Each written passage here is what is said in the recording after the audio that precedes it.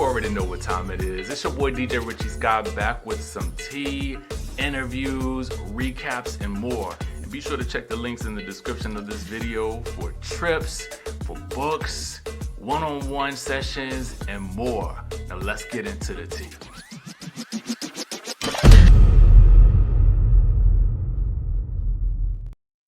Y'all, it was a dark and stormy night. And according to Ralph, Drew was trying to set him up in the heat of the night. Yes. Now, let me put the alleged badge up here. Sky Squad, we are back in the building, and we're going to dive into the creepy horror story that Ralph is telling from the basement.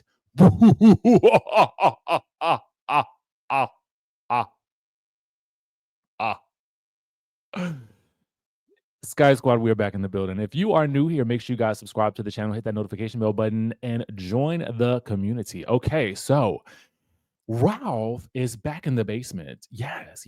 Tales from the basement. Tales from the crypt, if you will. And he's got a story for us. Oh, yes, indeed. Shout out to the Jasmine brand for capturing this. Shout out to my boy House of Aaron and Ralph in the Basement podcast. You guys can catch the podcast on YouTube. As far as I'm concerned, I think you could probably catch it on all the other podcast networks as well. Now, the headline reads, Drew Sidora's estranged husband, Ralph Pitman, alleges she faked a breakdown after he left her at a party. On a recent episode of his podcast, Ralph shared a story about picking Drew up from a party. So when she took too long to come outside, he texted her saying he had to leave for an early meeting the next day and suggested that she ride home with a friend who lived nearby.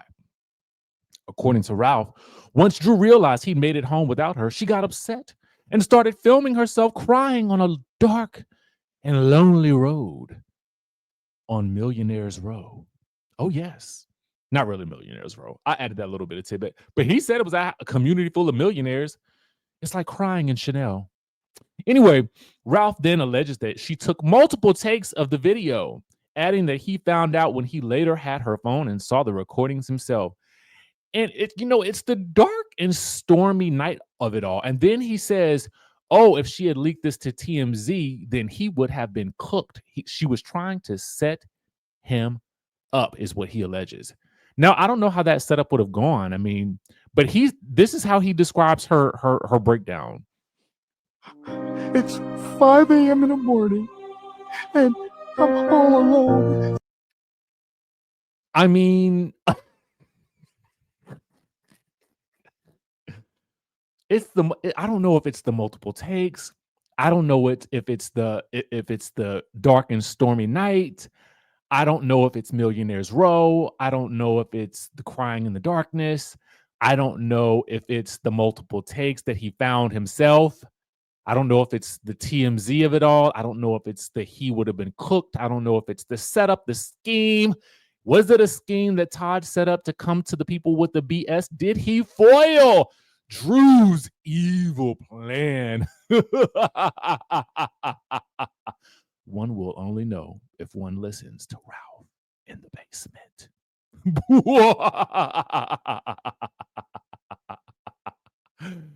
Oh my God. What is going on, y'all? Happy Friday. Happy Friday indeed.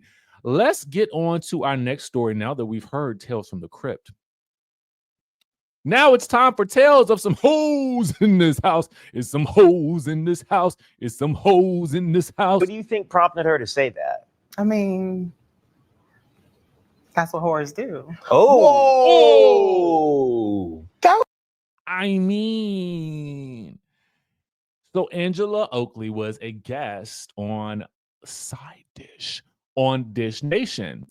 And it's funny that this was, Porsha's old show, where Angela calls her, says Porsha's comments about sleeping with her husband was horse activity. That's what whores do. I don't have any friends. I don't have fun like that with my friends. That's what whores do. You know what I'm saying? So it's like, oh God, okay. I mean, I I forget dude to the left's name, but he really was not feeling that because I'm thinking that's like, that's his old codes that she talking about. I mean, was Porsha giving Horsha? I mean, somebody let me know in the chat. Okay. Do you agree with Angela? Was that horse behavior? You know what I'm saying? I don't know. I don't know. And I ask you. I ask you. Is it a coincidence? Is it a coincidence? I ask you. Is it a coincidence? Is it a coincidence? I don't know. But you guys let us know in the comment section down below. I mean, Angela does say that was her initial thought. Now, did the thought change? I don't know. Don't think so. Probably not. Who knows? You guys let us know in the chat. Was it whorish? Or was it boorish? Let us know. All right. Last story of the day. I forgot to talk about this the other day. So Mia, I saw she was a guest. Or was she a guest this week on Carlos King's podcast? I don't know. I got to go. There's so many things I got to go back and rewatch. Oh my God. I've got so much homework to do. Okay. So Mia basically posts this. I'm holding myself accountable, not blaming production or anyone else. Because what she said on the podcast was essentially that Gordon flipped the switch on her and, things that she thought that they would be filming that were her real life. When Gordon flipped the switch on her and started making it seem like he had issues with ink, that's when, she had to roll with the story that was being filmed or that was being portrayed because she has to ride his train because she's constantly having to ride whatever train he's on based on his moods. Anyway, she says, I'm holding myself accountable, not blaming production or anyone else. What aired was a false reality shaped by someone who was hurting and chose to hurt me in return. I believe this would be Gordon, allegedly. One who admitted it was done intentionally. So when did he admit that? I don't know. Maybe he admitted to her on camera. I don't know. She says it's also clear.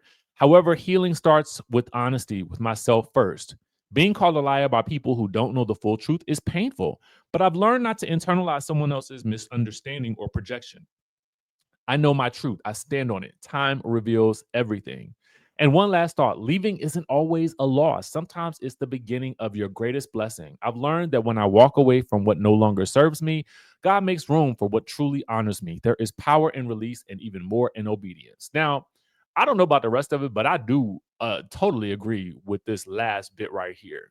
Sometimes you got to close the door on some things and, in order for God to make room for the blessings that are, coming your way.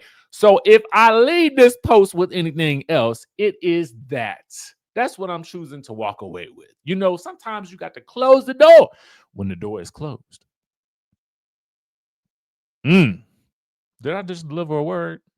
Sometimes you got to close the door when the door is closed. Either I'm fake deep or that was really deep. I don't know. Y'all let me know in the chat. What do you guys think of this? She also says that she does not regret leaving the reunion the way that she did. She had enough, like J-Lo, okay, in the movie. Enough. She had enough. So, what do you guys think? Mia in Atlanta? I mean, she seems like she's bouncing back. I mean, or at least is happy with her decision, which is always great. I always think it's probably best for you to walk away before.